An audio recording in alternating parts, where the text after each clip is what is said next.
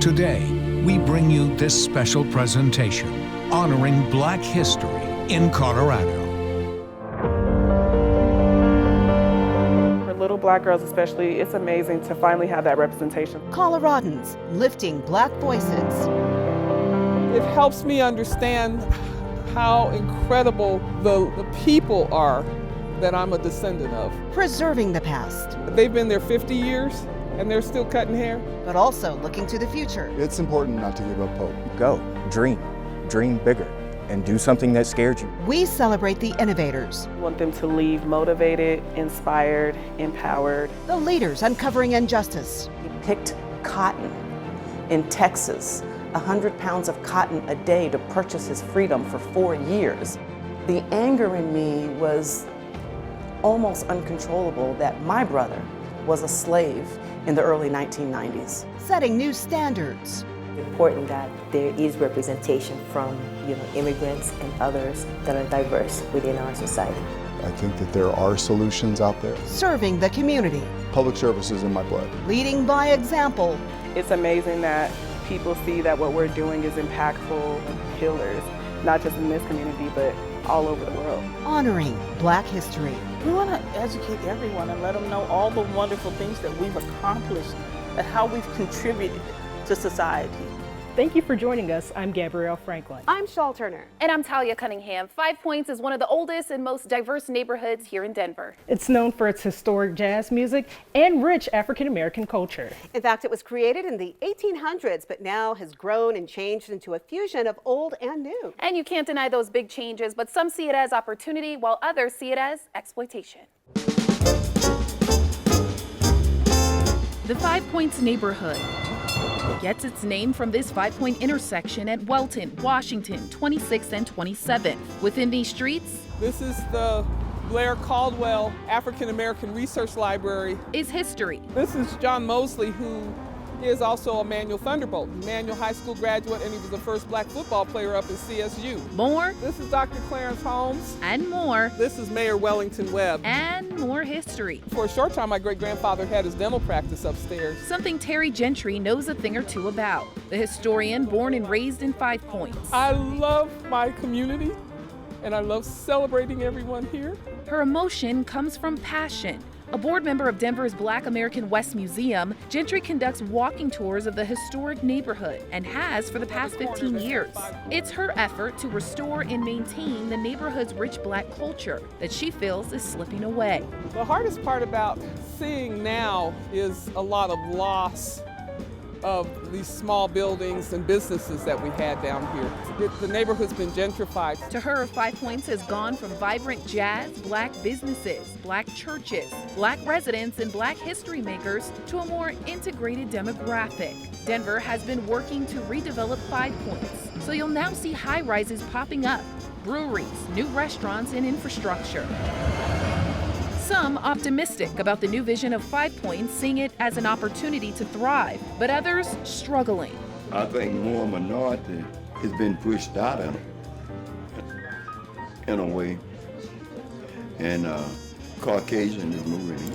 Despite this, Franklin Steiger's barbershop has been successful and a staple for the past 50 years now. Walking the streets today, you'll still see hidden gems of the past, like Denver's first all-Black fire station, Black residents cooking and coming together, and vibrant murals. It's such a blessing. Ensuring 5 Points is not forgotten. So there's a board that was created to try to find a little balance in this. The 5 Points Business Improvement District was created to strengthen small and new businesses while maintaining the integrity and preservation of its history. I'm Morgan Pawl, the producer of this special. Colorado's Wanda James is a leader in the weed industry, and she's making history at CU Boulder. She and her husband were the very first African Americans to legally own a dispensary in the U.S. And as our Joshua Short shows us, whether it's pot or politics, Wanda is always blazing her own trail. When was the last time you had a joint? Last night. And you're open about it? I'm extremely open about it. Let's just say Wanda James is blunt about weed. I say that all the time. Is anybody shocked that Ernest and Julio Gallo had a glass of wine last night for dinner? No, they're not. And like a fine wine, the cannabis connoisseur's accolades seem to improve with age. James is a CU Boulder graduate as the first African-American woman commissioned through the school's naval ROTC unit. She's also a military vet and as a former naval officer hunting down submarines. She also joined several big-name campaigns, not to mention she married her soulmate, Scott Dura, a former Marine and renowned chef. We knew that we wanted to make a difference in this industry, and we wanted to put a black face on cannabis, and we wanted to talk about social justice. We wanted to talk about social equity. We wanted to talk about slave labor, and that's what we have been doing now for 14 years. Thus, the inception of Simply Pure. Located in Denver's Highlands neighborhood, she calls it a family business, owning it alongside her husband and... She's my sister. She's okay. Even her brother works here, a crucial piece to the dispensary in more ways than one. One of the most amazing young men that I've ever met, and I met my brother at my father's funeral. And our first conversation was, sis, I just got out of prison. And when he told me those words, I thought to myself, he must have done something horrible, really horrible. Yes, ma'am. Thank you. James thought wrong. He did 4 years of a 10-year sentence for possession of marijuana, 4 ounces to be specific. We used to roll joints on the steps of Libby Hall at the University of Colorado. CUPD did not care. So to find out that somebody not only went to prison for 4 ounces of weed, but he picked cotton in Texas, 100 pounds of cotton a day to purchase his freedom for 4 years. When I heard this, the anger in me was almost uncontrollable that my brother was a slave in the early 1990s. June 17, 1971, then President Richard Nixon declared a war on drugs, an announcement sparking a new offensive in drug policing. America's public enemy #1 in the United States is drug abuse. In order to fight and defeat this enemy, it is necessary to wage a new all-out offensive. It's something then White House counsel John Ehrlichman would later admit in an interview was a political ploy against 2 of Nixon's enemies, blacks and the anti-war left, thus exposing their use of heroin and marijuana respectively. Ehrlichman said, quote, "Did we know we were lying about the drugs? Of course we did." It was Nixon that, promulgated this drug war to get rid of blacks and hippies. So this whole thing is a farce. Today, men and women 21 years old and older are welcome to this space and spaces like it, which for so long have been vilified and weaponized due to politics and concern for children's safety, something James is well aware of. I'm out here trying to protect your children. We now have cannabis. As you came in, you had to show an ID, you had to come through a locked door. It's all behind a counter. We're out here protecting your children. And as if she wasn't doing enough, Wanda's returning to CU Boulder as a new regent. She's the first black woman to be elected to that board in 44 years. It is no surprise that Colorado attracts some of the best climbers in the world. But the high country offers more than just a challenge for some. We sat down with cancer research coder, Army veteran, and mountaineer Joshua Valines to talk about why he wants to inspire the next generation of hikers, one trail at a time. The world had come to a stop, and I was working remote, and my bosses could tell that I was a little down, and they told me, just go find what you need. And that's how Joshua Valines' journey to climbing all of Colorado's 13 and 14,000 foot peaks began. You pull up, you get out, and it's like time stops. We meet Joshua at Rotary Park at Horsetooth Reservoir, a place he calls the perfect representation of life.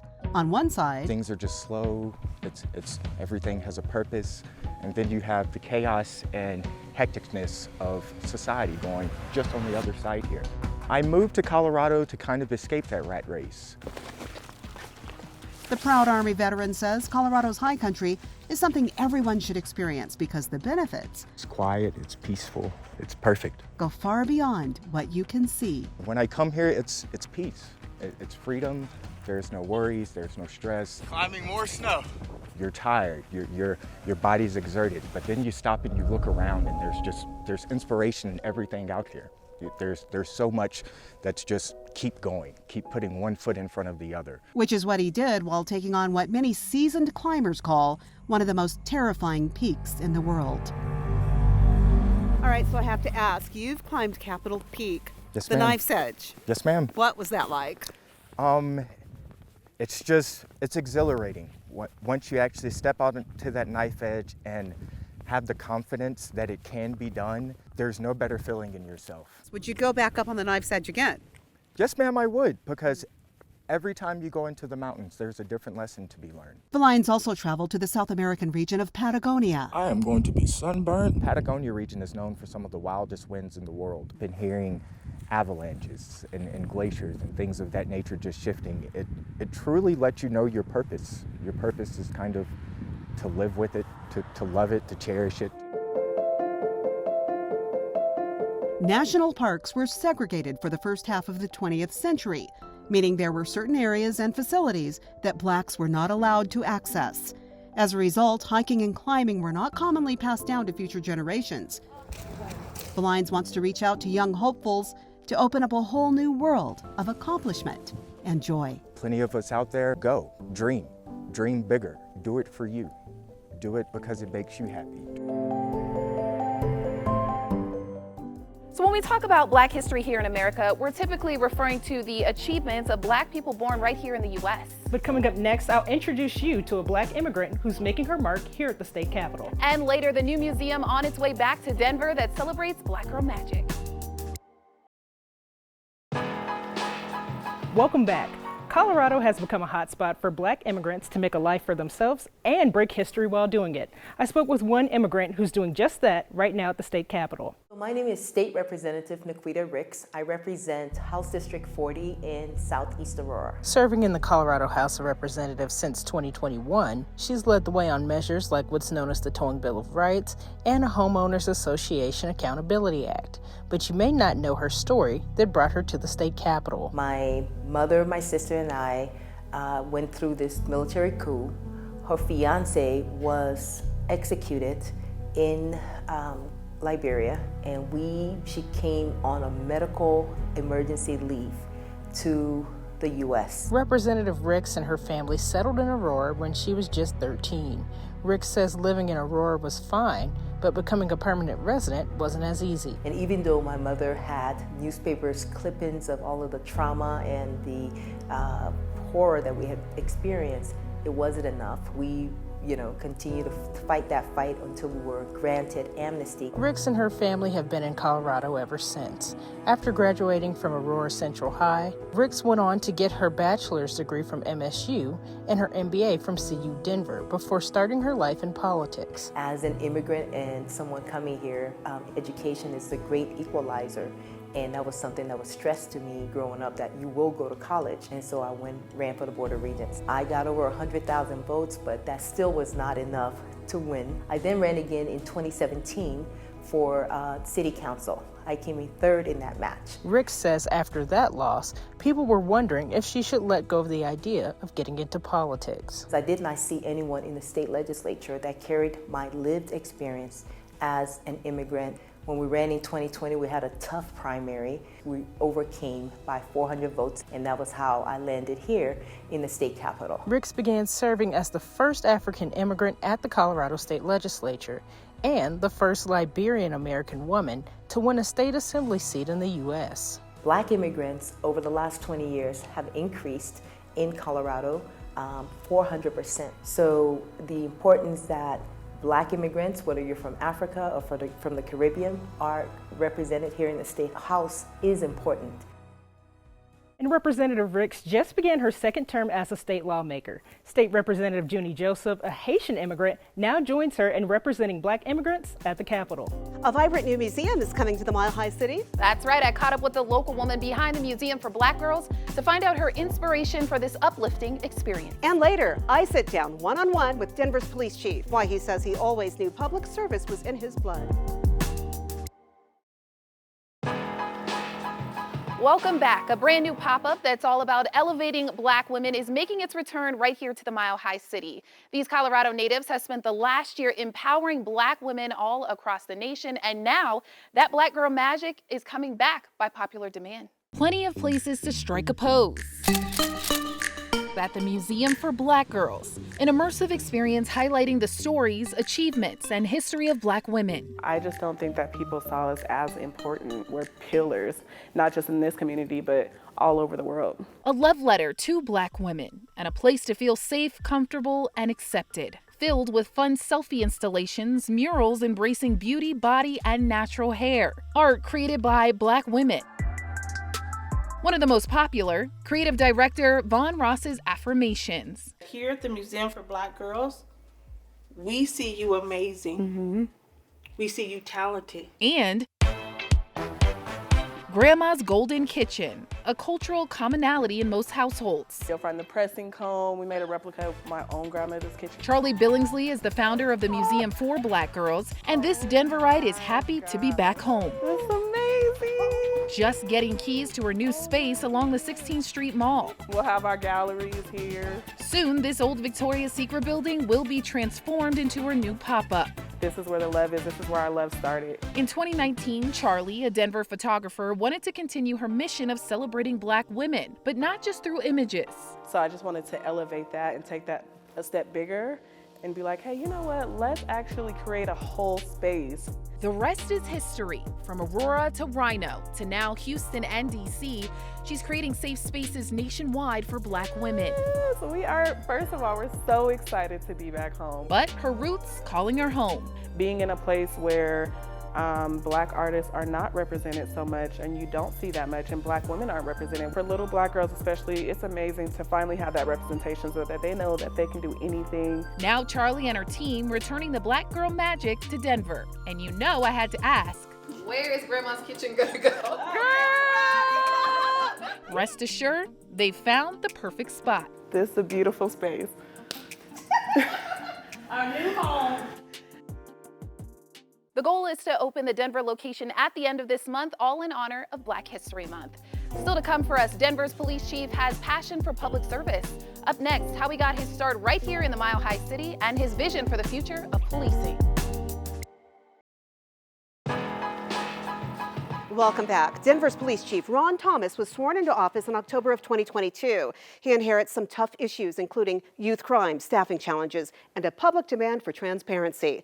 I sat down with Thomas and learned his eagerness to take it all on started decades ago right here in Denver. I think that there are solutions out there. I just think that we need to, continue to keep our nose to the grindstone. And that's what Denver's police chief Ron Thomas is doing.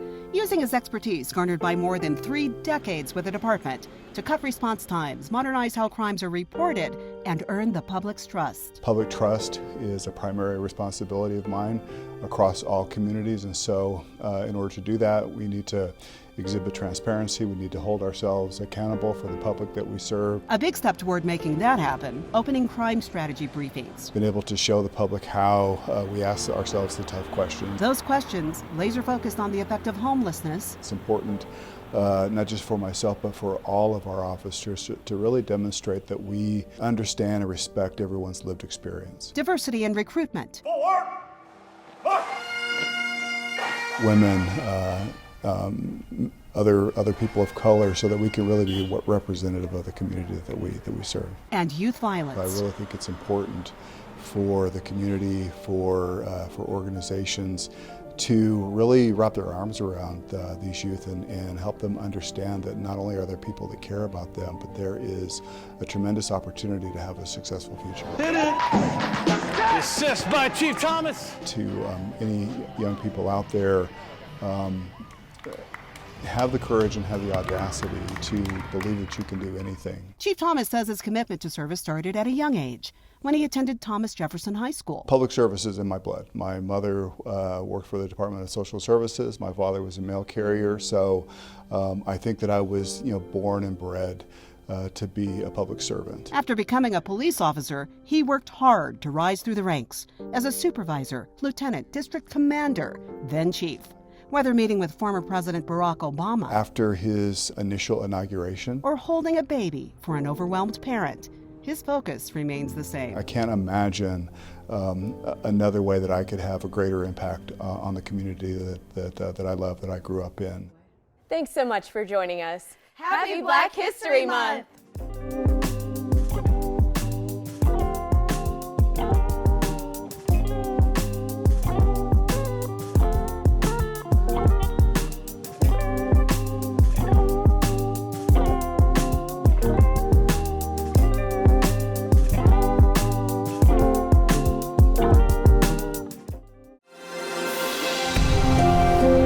Month.